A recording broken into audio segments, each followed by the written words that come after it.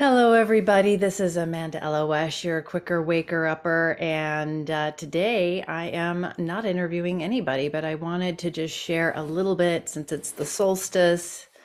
Yay. I know this time of year can be really a time of a lot.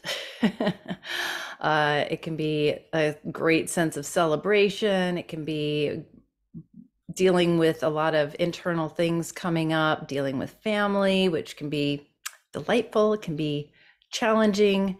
And as the days are darker and darker and darker, today, the darkest day of the year, or at least the most dark day of the year, can bring up a lot of stuff. And if you don't already have a practice of witnessing the shadow emerging and bringing your own conscious, loving awareness to it, it can be very, very challenging.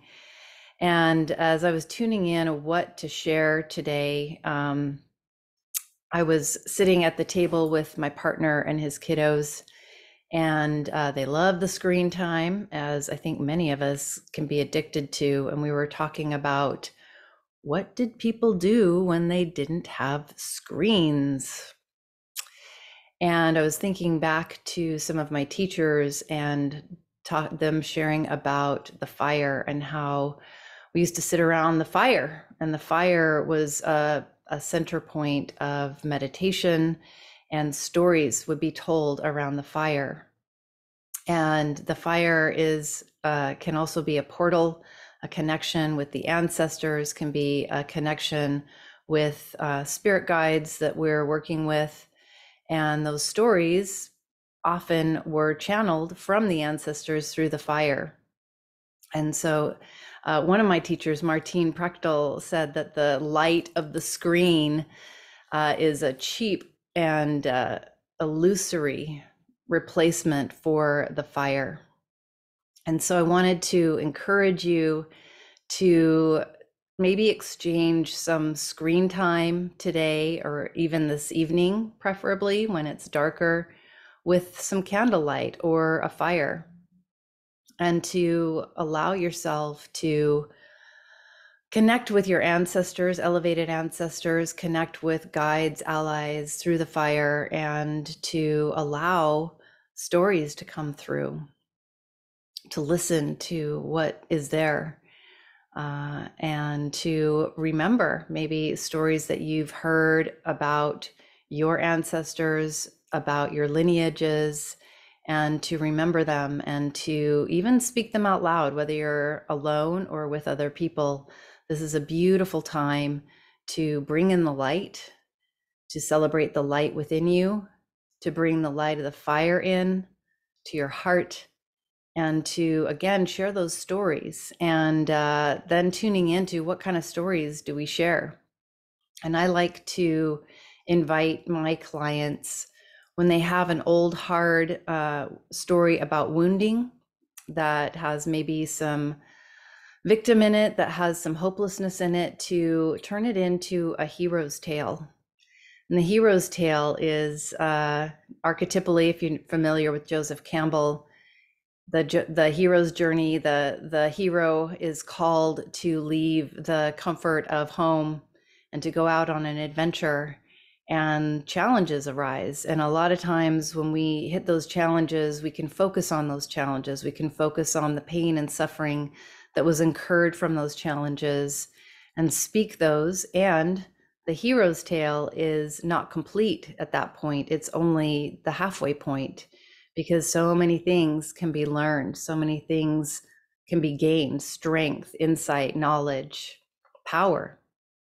And so if you are finding that there are stories happening in your experience right now that are halfway point, that are stuck in the challenge, to imagine if you were telling it as the hero's tale, what would you like the ending to be? It might even be helpful to write it down as the hero's tale, an archetypal journey. And so to tune into what treasure might lie inside of those challenges. Sometimes the things that are the hardest offer the most treasure, offer the most wisdom. And they're particularly precious, they're particularly valuable because we don't usually sign up for them. They're the things, unexpected things that happen in our reality that shake things up, that shake us out of our comfort zone. And I believe that those things are there to shake us out of our comfort zone for the sake of helping us to stretch beyond our current limitations and to gain something that, again, we wouldn't have gained any other way. It's not through a workshop, not even through necessarily a medicine journey, or something challenging like an initiation or a vision quest. And to tune in to what would you like to receive out of this on the other end? If you could write the ending to this challenge, assuming that the challenge is only the halfway point, what would the ending, the happy ending be that you could write for yourself? It may not be erasing losses, but what kind of wisdom, what kind of strength, what kind of insights are possible for you? And that's my little quickie brief message for you today on the solstice, to celebrate, to give yourself time and space. Another piece is that this time of year is often filled with so much going out, buying gifts, going out to parties, feeling pulled this way and that, dealing with traffic, dealing with a lot of extra people in the stores. And yet, long time ago, this was a time of going inward. When we didn't have lights to turn on, we didn't have cars to get us places. We spent time inward, and again around the fire, around the natural sources of light, and connecting with that light. Give yourself as much rest time this time of year, as much restfulness as you can, and be kind and gentle to yourself, and reach out to the loved ones. And if you are finding that you don't necessarily know who to reach out to, please DM me. My partner Matthew and I are here to support you. Living Wisdom is here to support you.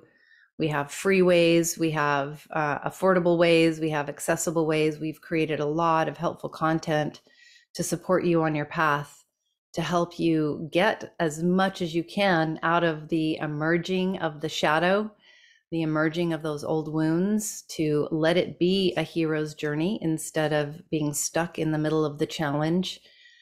Please DM me. We are here for you. I'm sending you love and light and prayers for health and healing and a beautiful 2023. That's pretty much it for now. Until we get to connect again, may the source be with you.